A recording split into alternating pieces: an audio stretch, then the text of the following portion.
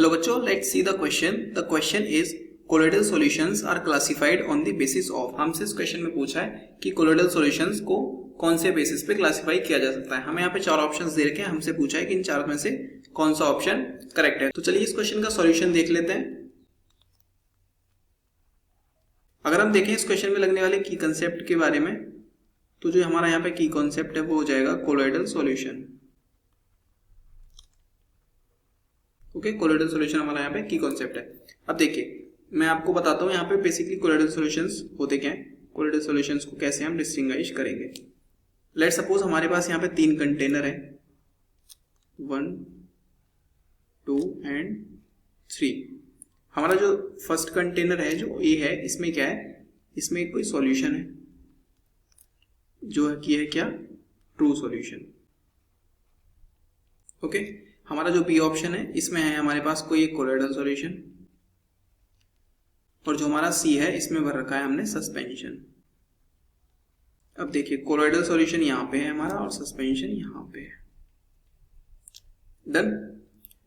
अब हम देखेंगे हम इन तीनों को पहचानेंगे कैसे कि कौन सा कोलोइडल सॉल्यूशन है और कौन सा सस्पेंशन है.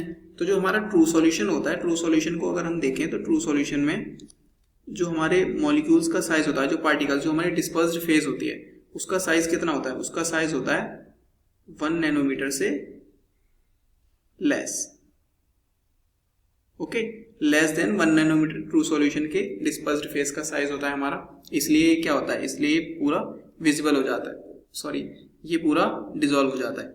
सेकंड में हम दे रखा है कोलोइडल सॉल्यूशन. कोलोइडल सॉल्यूशन का जो साइज होता है पार्टिकल का डिस्पर्स्ड फेज का, वो कितना होता है, इसका साइज होता है हमारा 1 नैनोमीटर से 1000 नैनोमीटर की रेंज में. इसको हम बोलते हैं कोलोइडल सॉल्यूशन. अगर हम बात करें सस्पेंशन की, तो सस्पेंशन का साइज होता है वो होता है हमारा 1000 नैनोमीटर से ग्रेटर देन. इसका जो साइज होता है वो क्या होता है, 1000 नैनोमीटर से ग्रेटर देन होता है. सो यहाँ पे हमने किस बेस पे इसको डिस्टिंग्विश किया है, तीनों को हमने डिस्टिंग्विश किया है इनको साइज के बेस पे. जो हमारे डिस्पर्स्ड फेज होती है उसकी मॉलिक्यूलर साइज पे हमने इनको डिस्टिंग्विश किया है.